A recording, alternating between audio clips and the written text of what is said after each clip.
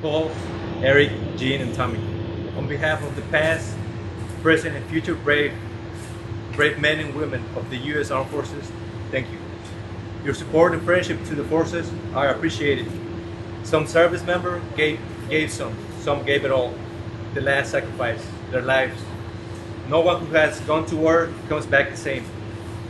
There are many patriots who give up their personal time and effort to make us feel back home again. It's an honor to have you guys in our ranks. Thank you for your support.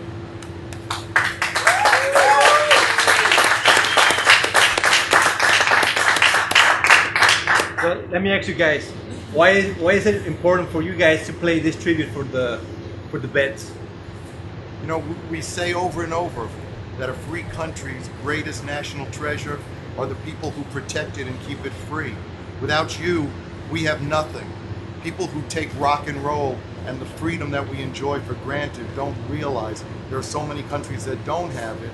And the people here, amazingly, sometimes forget that it's you and the sacrifices that you and your brothers and sisters make that make it all possible. Anything we can do to thank you is minuscule compared to what you've done for us. God bless you. God bless the troops. We can't say enough. Thank you, Paul. What makes the military special to you guys? Oh, Tommy? Well, I come from a military family in the first place. My dad was in the Army. He did a lot of great things. So personally, I'm very proud of that. And I think as a group, we support the military because it's meaningful to us.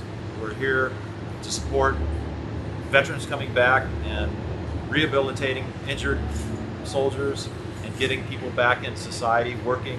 That's something we're all about. And any little thing we can do to help make that happen, that's what we're here for. Right. And thank you guys for everything. Another question I have.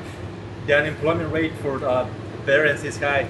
Eric, please tell people out there why they should hire a veteran.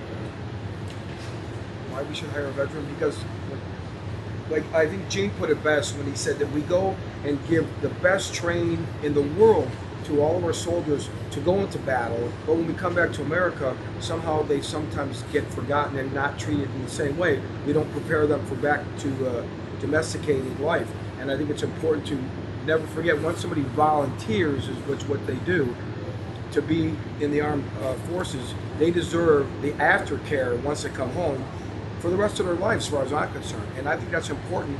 That's why we treat the Wounded Warriors Care Project and all the things affiliated with the military so near and dear to our hearts, and we always give time of ourselves or try to give back to them, which is a small thing compared to what they give to us. I mean, we're afforded a great life. What we're able to do here now tonight on a daily basis, live the life that we have, is really because of what people like yourself have given to our country. And you did it voluntarily. That's, to me, the key thing. Thank you guys. Thank you. If you guys were 18 and had the opportunity to enlist in the military, what branch would you have chosen and why? That's I was in the draft in 1804 because I'm much older than you guys, and my number came up too high. But I would have enlisted in the American branch, baby. That's the only branch that counts. Every branch carries that flag. That's the branch that counts. That's right. I heard you guys were at Walter Reed this week. Tell me about your visit. Well, our visit to Walter Reed was sobering. It was difficult in a way to go see these great soldiers that have been injured so badly. And I believe it's something that every citizen of this country should do and experience and see really firsthand what's going on. And so with that in mind, that's a big part of the reason why we're so involved and supportive of Wounded Warriors and everything that you guys are doing. That's why it's so near and dear to our hearts. So it's important, very important. I think also I want to add that doing an event like tonight, after actually meeting some of these soldiers and seeing firsthand some of the after effects of war and battle, it really puts more meaning to what we're doing. We know it's something the troops appreciate, but it really connects the two things for us. Right. Thank you. Families have the toughest job while their loved ones are deployed. How do your families feel when you guys are away from home? You know, to compare what we do to what our troops are doing is to put us in a category that we don't belong. We are playing rock and roll music. These are people who are putting their lives on the line, and the families live 24 hours a day not knowing whether the people they love will return. It's a very, very different space, and for us to even compare what we do would not be dignified for the people who sacrifice on a level that we can barely comprehend. So, you know, the families they also deserve our consideration. The families deserve, if they're your neighbors, go see them. If they're your neighbors, see if you can do anything for them.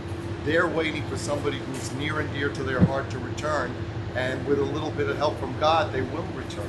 So families suffer almost as much, if not more, because of the uncertainty. And guys, before I leave, I like to say that in the military, we have different jobs. There's some men that go above and beyond the call of duty, special forces. You guys been called the gods of rock. You guys been called a religion, a lifestyle. But on July 19, 2012, you guys are called the Special Forces of Rock and Roll.